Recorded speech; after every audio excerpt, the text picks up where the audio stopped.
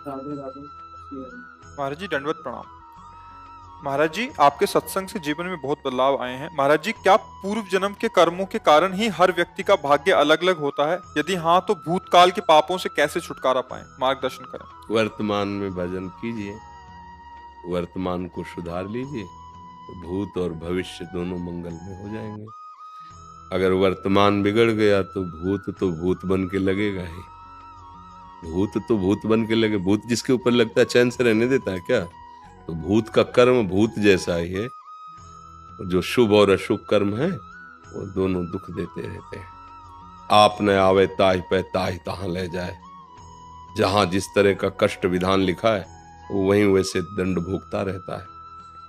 तो हमारा मनुष्य शरीर कोई पशु शरीर थोड़ी कि हम केवल उसी भूत के विधान से जिए। हम वर्तमान में नया भाग्य रचेंगे, हम वर्तमान में परम मंगल विधान रचेंगे। ये छूट है मनुष्य जन्म में और किसी में नहीं। 83,99,999 योनियों में ये छूट नहीं, ये केवल एक मनुष्य है। इसीलिए शास्त्रों में कहा गया है दुर्लभो मानुषो देहो, बड़ा दुर्लभ, बड़े भाग मानुष तन पावा। इसकी बड़ी महिमा है। इसी बात की महिमा है कि हम ऐसे सत आचरण करें, ऐसा भजन करें कि हमारा पूर्व का सारा पाप नष्ट हो जाए, आगे हम सुख में जीवन व्यतीत करें। पर वो मंगल धर्म आचरण से, भजन से होगा। मनमानी आचरण से, पाप आचरण से और गंदा हो जाएगा, फिर भोग भोगने पड़ते हैं। परहित की भावना, नाम जप का अभ्यास, पवित्र आहार विहार विचार, सब ठीक हो जाएगा।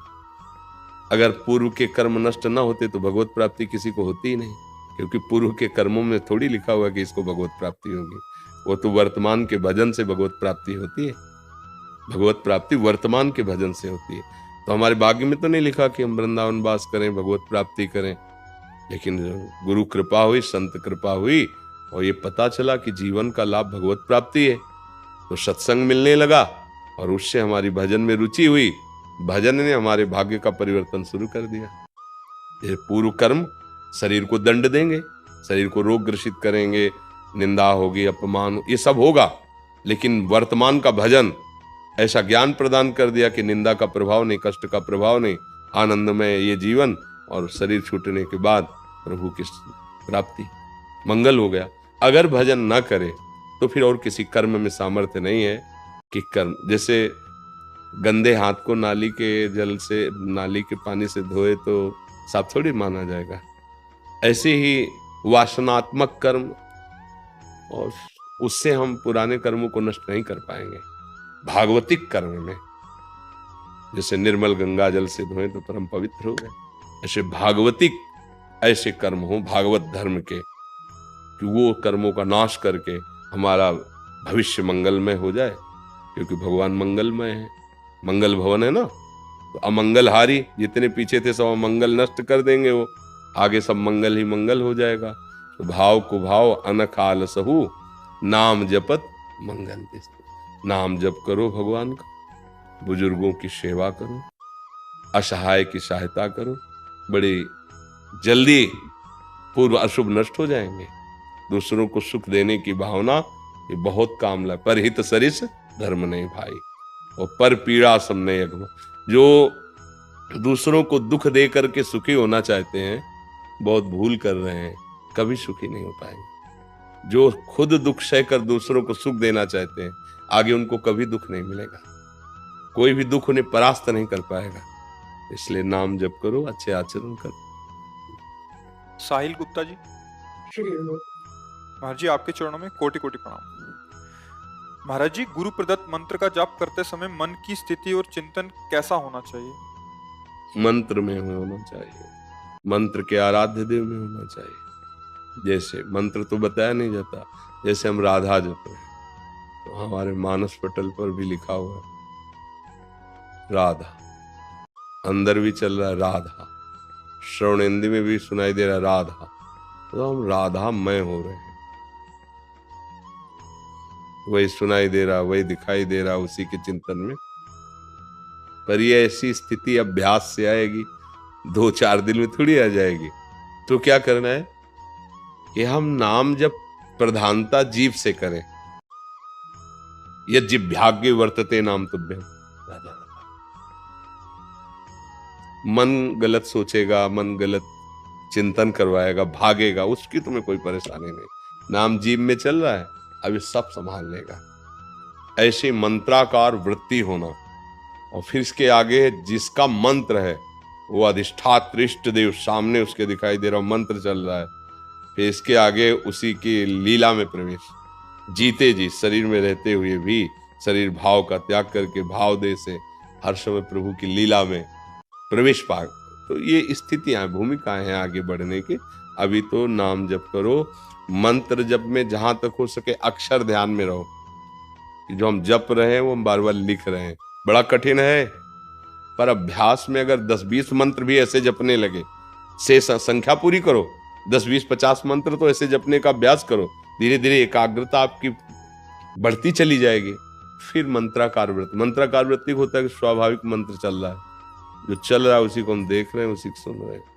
ये बहुत जल्दी भगवत साक्षात्कार कराता है, पर ऐसा होना कठिन है। 2-4 मंत्र चलने के बाद भाग जाएगा संसार में मन, नहीं, बार बार खींच के लाओ, उसको अभ्यास करो। जब खींचोगे तो जलन पैदा करेगा, और अगर संत संग नहीं तो जलन सह नहीं पाओगे, फिर कोई पापाचरण हो, फिर अरुचि हो जाएगी। ऐसे ही होता है। और अगर संत संग है और बचा ले गए तो बढ़ता चला जाएगा, फिर तो कहना ही क्या है।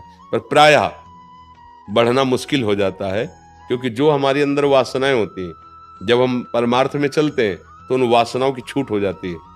जो चाहते हो सामने आने लगता है, भोगो इसे। अगर भोगा तो जो भजन है वो रुक गया, वो अरुचि हो गई, न यहाँ आने का मन होगा, न भजन करने का मन होगा। और देखो जिनकी पापात्मक रुचि है, पापात्मक भाव है, वह यही रुचि है। और जो सच्चा मार्ग का प्रतीक, 4 दिन की जिंदगी यार संभाल के चल लो, किसी को दुख न पहुंचे, कोई पाप न हो, कोई गंदा नशा न हो, सबको सुख पहुंचाएं, भगवान का नाम जप करें, अच्छे आचरण करें, वो ये सोचता है। दोनों की सोच अलग हो जाती है। तो ऐसे गाढ़ भाव से धीरे धीरे मंत्र में लगने की चेष्टा करो। नीरज शर्मा जी, कोटि कोटि प्रणाम महाराज श्री। महाराज जी, मैं राम कथावाचक व फरीदाबाद से विधायक हूँ। मेरे पास किसी समस्या के लिए एक पक्ष आता है और मुझे उसकी मदद करनी पड़ती है, तो क्या दूसरे पक्ष के साथ अन्याय है?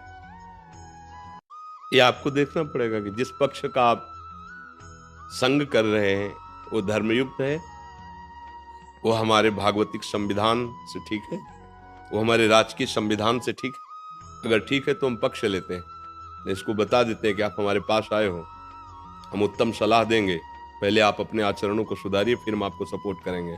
अगर आचरण हमारे राजकीय विधान के प्रतिकूल है या शास्त्रीय विधान के प्रतिकूल है तो हम आपका सहयोग नहीं कर पाएंगे। अगर अधर्म का पक्ष देंगे तो फिर आपका सहयोग नहीं हुआ, अधर्म में सम्मिलित हो रहे। आप हमारे पास आए हो, अगर आप, हमें लगता है कि जिस बात का आप सहयोग मांग रहे हो वो शास्त्र सम्मत है और हमारे राज्य की विधान कानून के अंतर्गत है, क्योंकि आपने एक पद का नाम लिया तो राज्य की विधान से सम्मानित पद है। जितने भी लोग आपकी सेवा में आते हैं उनमें ऐसा आपका व्यवहार है जैसे एक घर का बड़ा बुजुर्ग अपने बच्चों से प्यार करता है। वैसे जितना आपका क्षेत्र है उस क्षेत्र का धर्मी, अधर्मी, पापी, उत्तम, अधम सब आपके प्यार और दुलार और शासन तीनों के अधिकारी हैं। अगर वो अधर्म युक्त आचरण करता है तो जैसे अपना बच्चा गलत करता है तो 2-4 थप्पड़ लगाते हैं, ऐसे ही भाव से हम उस पर शासन करेंगे। स्वार्थ, किसी भी तरह का प्रलोभन, किसी भी तरह का सांसारिक संबंध दबाव, ये अगर है तो फिर वो ठीक निर्णय नहीं कर पाएगा। ठीक निर्णय तभी कर सकता है जब कानून और भागवतिक विधान दोनों का परिचय प्राप्त हो और सामने वाला जो सहयोग मांगने आया है वो अधर्म से हटकर धर्म में चलने वाला है। फिर चाहे हमारे प्राण चले जाएं, उसका सहयोग करेंगे और आगे उसको बढ़ाएंगे। और यदि अधर्म युक्त है तो वो या तो गलती स्वीकार करे और दंड भोगे, और अगर ऐसा लगता है कि एक बार क्षमा करने से यह अधर्माचरण छोड़ देगा और वास्तविक छोड़ देगा, इसका अधर्माचरण करने का स्वभाव नहीं, लेकिन भूल हो गई, तो सहयोग करना चाहिए। उसमें बहुत विचार करना होगा, नहीं तो कर्ता, प्रेरक, अनुमोदन तीनों को बराबर भाग मिलता है, चाहे वो शुभ का हो या अशुभ का हो। जैसे कभी वृंदावन जाइए आप, एक बार बिहारी जी के दर्शन कीजिए, सत्संग सुनिए, देखो प्रयास करेंगे। दूसरा प्रयास नहीं, बड़े भाग्य की बात सुनो, अगर तुम्हारे पैसा नहीं तो हम व्यवस्था कर देते हैं, एक दिन का काम हम देख लेंगे, तुम जाओ तो वृंदावन। और वो वृंदावन आया तो वो आया, परिक्रमा किया, दर्शन किया, सत्संग सुना, उसको जो लाभ मिलेगा वो प्रेरणा देने वाले, अनुमोदन करने वाले को बराबर मिलेगा। इसीलिए शास्त्रीय विधान है, अगर आप अधर्म का साथ देते हैं तो आपके ऊपर अधर्म का ही दंड मिलेगा आपको, कोई भी हो, कोई भी हो। और अगर आप धर्म का साथ देते हैं तो धर्मो रक्षति रक्षिता, धर्म आपकी रक्षा कर लेगा। अगर कोई आपके प्रतिकूल होना चाहेगा तो आपको परास्त नहीं कर पाएगा। शास्त्रीय विधान, अध्यात्म सलाह ऐसी है। आपको कोई संशय?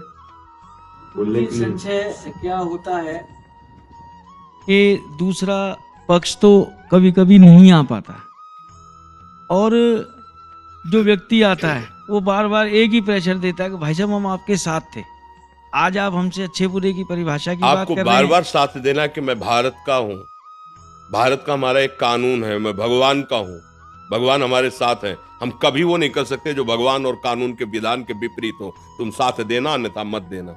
ये जीवन कितने दिन का है, अंततो गत्वा विधान में भी आप भी चल रहे हो।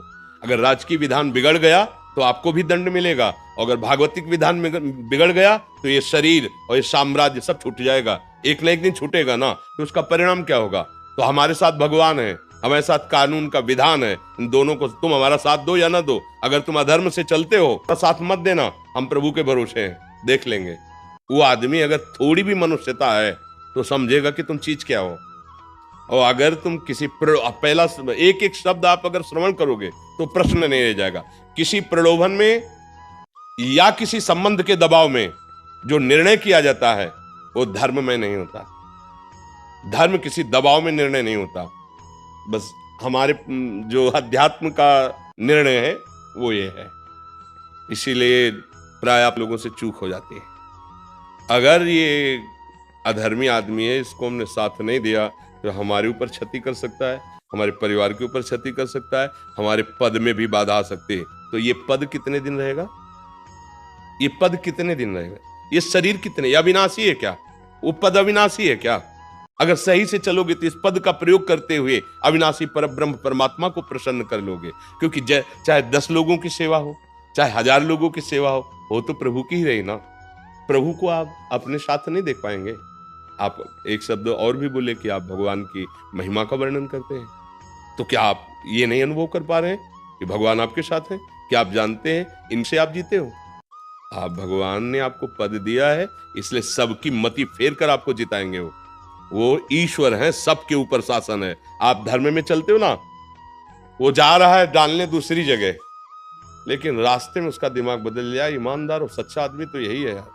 हम गलत थे इसलिए साथ नहीं दिया, लेकिन सच्चा आदमी यदि हमारे प्रदेश में ऐसा रहेगा ना कि अगर ये रहा, वो जाके तुम्हारे में डालेगा। है विरोधी वृत्ति लेकिन वो डालेगा, क्योंकि धर्म जबरदस्ती उसको अनुकूल बना लेता है। इसलिए हमारी तो जो यही भावना रहेगी।